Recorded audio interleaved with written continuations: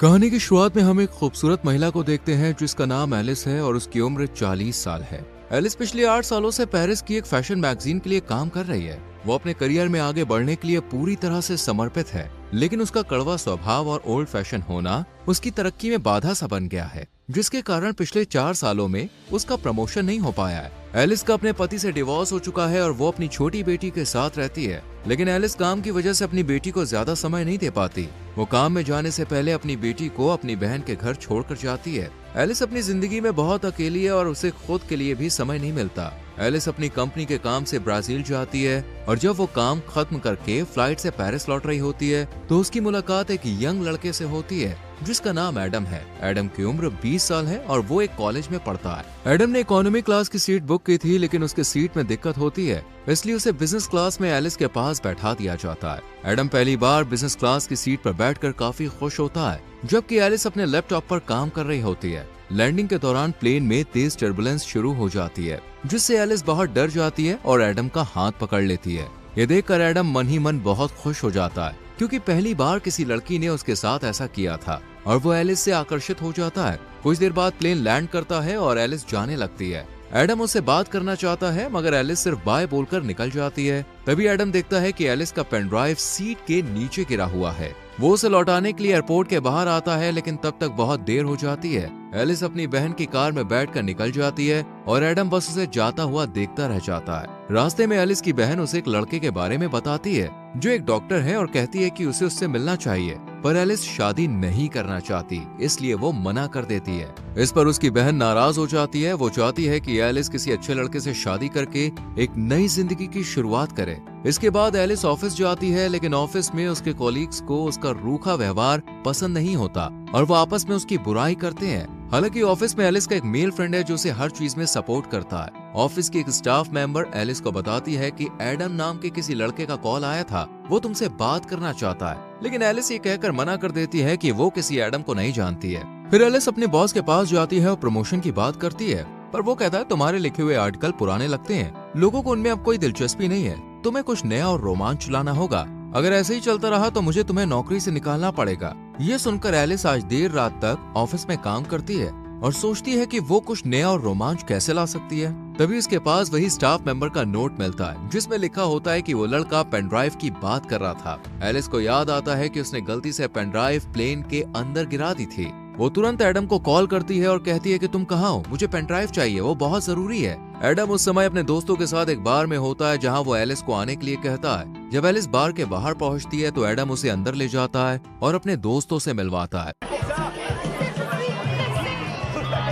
वहाँ एलिस के ऑफिस की 2 लड़कियां भी होती हैं जो एलिस को एडम के साथ देखकर हैरान हो जाती हैं। एलिस को पेन ड्राइव लेकर जल्दी निकलना होता है, इसलिए वो एडम से पेन ड्राइव मांगती है। इस पर एडम कहता है कि पेन ड्राइव मेरे घर पर है, इसलिए हमें वहाँ जाना होगा। वो दोनों बाहर आते हैं और एडम उसे अपने स्कूटर पर बैठने को कहता है। एलिस पहली बार स्कूटर पर बैठ रही होती है, इसलिए वो थोड़ा हिचकिचाती है। एडम उसे हेलमेट पहनने को देता है। जब एलिस उसे ठीक से पहन नहीं पाती तो एडम उसकी मदद करता है। तभी एलिस की ऑफिस की वही दोनों लड़कियां उन्हें एक ऐसे एंगल से देखती हैं जिससे लगता है कि जैसे वो दोनों किस कर रहे हैं। वो चुपके से उसकी फोटो क्लिक कर लेती है और उसे ऑनलाइन पोस्ट कर देती है। एडम एलिस को अपने घर लाता है जहाँ उसके डैड भी मौजूद होते हैं। एडम जानबूझकर पेन ड्राइव देने में देरी करता है ताकि वो एलिस से थोड़ी देर और बात कर सके, पर जब वो एलिस को पेन ड्राइव देता है और वो घर से निकलती है तो एडम कहता है कि क्या मैं तुम्हें स्कूटर से छोड़ दूं? इस पर एलिस कहती है मैं कैब से चली जाऊंगी। फिर एडम कहता है क्या हम कभी बाहर कॉफी पीने चल सकते हैं? इस पर एलिस कुछ नहीं कहती, मुस्कुराती है और थैंक यू कहकर चली जाती है।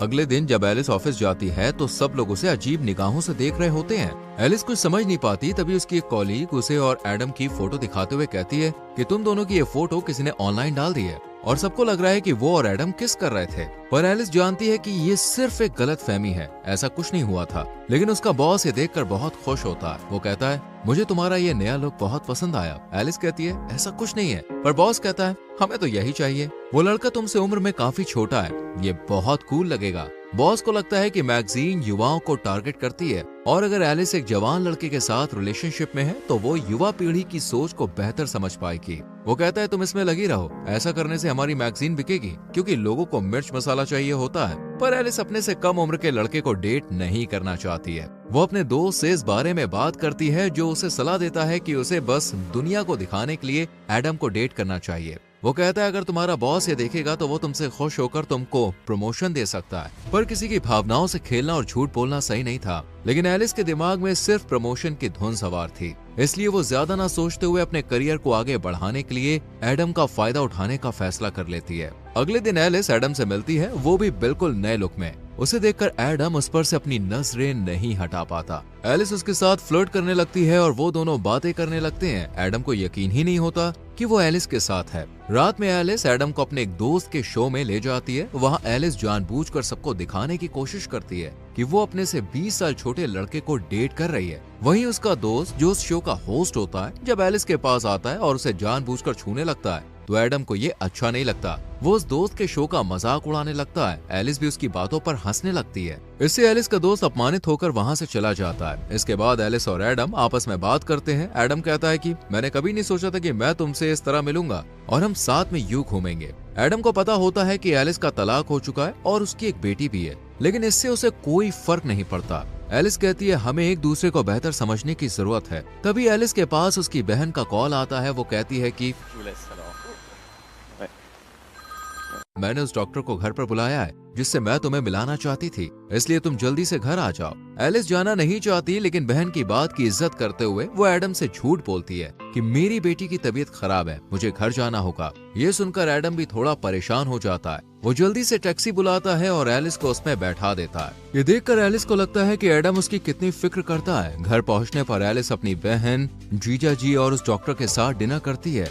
एलिस ड्रिंक करके आई होती है, जिस वजह से वो नशे में डॉक्टर से उल्टे सीधे सवाल पूछने लगती है। इसमें डॉक्टर को बुरा लगता है और वो वहाँ से चला जाता है। यहाँ एलिस लगातार कोशिश कर रही होती है कि बॉस उससे खुश होकर उसे प्रमोशन दे दे, लेकिन ऐसा नहीं हो रहा था। इसलिए वो एडम को एक फैशन शो में लेकर जाती है, जहाँ उनकी कंपनी की सीईओ और बॉस मौजूद होते हैं। जब शो के दौरान मॉडल्स रैंप वॉक कर रही होती हैं, तभी एक लड़की गिर जाती है। ये देखकर एडम तुरंत उसे उठाने के लिए आगे बढ़ता है। सीईओ को एडम का ये व्यवहार बहुत अच्छा लगता है। शो खत्म होने के बाद एडम और एलिस पार्टी में ड्रिंक करते हैं और डांस करने लगते हैं। डांस करते वक्त वो दोनों बहुत करीब आ जाते हैं, लेकिन कुछ होने से पहले ही एलिस देखती है कि कुछ लड़कियां उनकी तस्वीरें क्लिक कर रही है। ये देखकर एलिस तुरंत एडम का हाथ पकड़कर उसे बाहर ले आती है। एडम एलिस को अपनी स्कूटर में बैठाकर उसके घर तक छोड़ देता है। यहाँ एक ऐसा मोमेंट आता है जहाँ एडम एलिस को किस करने वाला होता है, पर एलिस पीछे हट जाती है और चुपचाप घर के अंदर चली जाती है। लेकिन एडम को लगता है कि उसने एलिस के करीब आने का मौका मिस कर दिया है,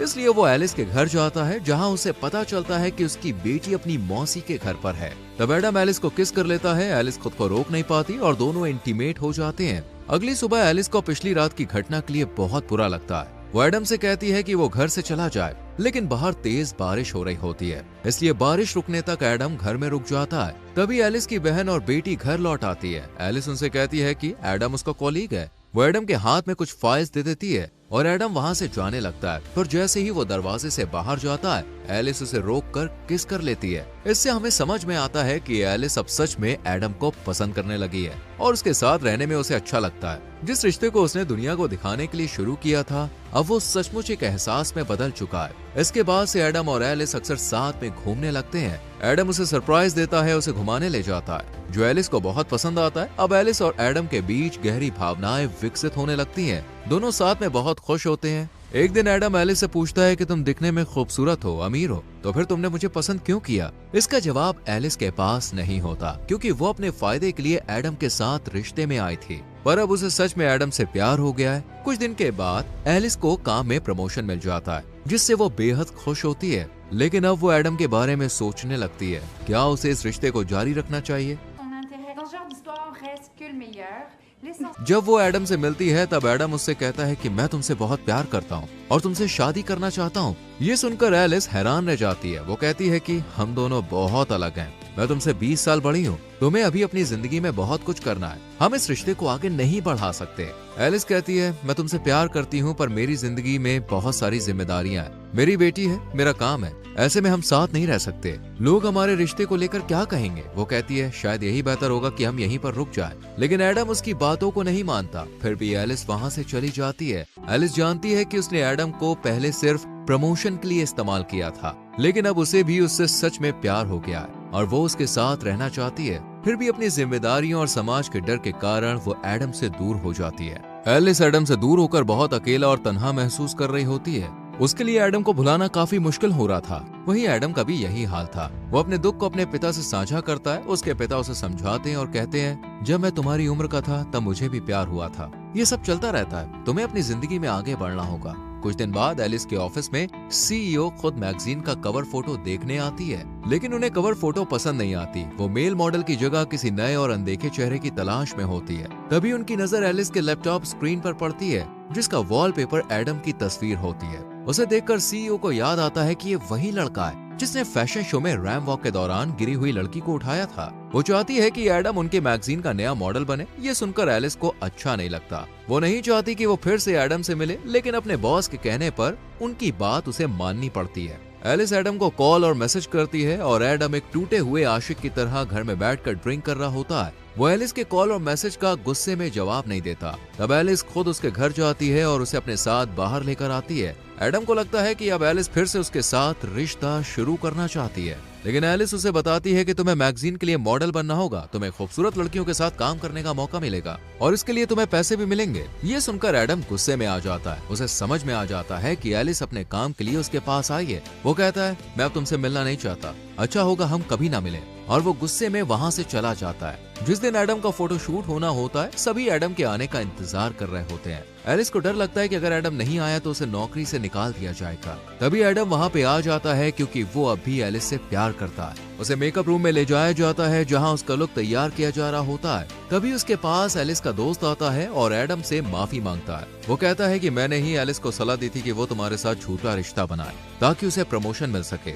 ये सुनकर एडम को बहुत दुख होता है कि एलिस का प्यार एक नाटक था। वो बाहर आता है और सबके सामने एलिस को किस कर लेता है। फिर एडम अपना फोटो शूट करवाता है, लेकिन ये सब उसके लिए नया अनुभव होता है। वो अच्छे से पोज नहीं दे पा रहा होता है और फोटोग्राफर को बार बार उसे निर्देश देने पड़ते हैं, जिससे एडम चिढ़ जाता है और वहाँ से जाने लगता है। तभी एलिस उसे समझाने के लिए आती है, पर एडम उस पर गुस्सा करता है और कहता है, मैंने तुमसे दिल से प्यार किया पर तुमने अपने फायदे के लिए मेरा इस्तेमाल किया। फिर एडम दुखी होकर वहाँ से चला जाता है, जिससे एलिस को भी बहुत बुरा लगता है। उसका बॉस भी उसे नौकरी से निकाल देता है। अब वो पूरी तरह से अकेली पड़ जाती है। वो एडम को भूल नहीं पा रही होती है और उसकी यादें उसे हर पल सताती रहती है। एलिस को एहसास होता है कि उसके लिए करियर से ज्यादा जरूरी वो इंसान है जिससे वो प्यार करती है। इसलिए एलिस एडम के कॉलेज जाती है और सबके सामने कहती है, मैंने अपने भविष्य को लेकर सोचना छोड़ दिया है और मुझे फर्क नहीं पड़ता कि समाज हमारे बारे में सोचेगा। अब मैं सिर्फ तुम्हें चाहती हूँ, मैं तुमसे प्यार करती हूँ और तुम्हारे साथ रहना चाहती हूँ। वो एडम से माफी मांगती है। एडम उससे अब भी प्यार करता है। वो उसे किस कर लेता है और माफ कर देता है। इसके बाद से दोनों साथ में हंसी खुशी रहने लगते हैं और इसी के साथ मूवी खत्म हो जाती है। दोस्तों, अगर आपका परिवार और समाज आपके रिश्ते के खिलाफ हो जाए तो क्या आप अपना प्यार निभा पाएंगे? इस पर अपनी राय कमेंट सेक्शन में जरूर दें। वीडियो को लाइक और शेयर करें और चैनल को सब्सक्राइब करके बेल आइकॉन प्रेस करें। मिलते हैं अगली वीडियो में। Till then, bye bye, take care.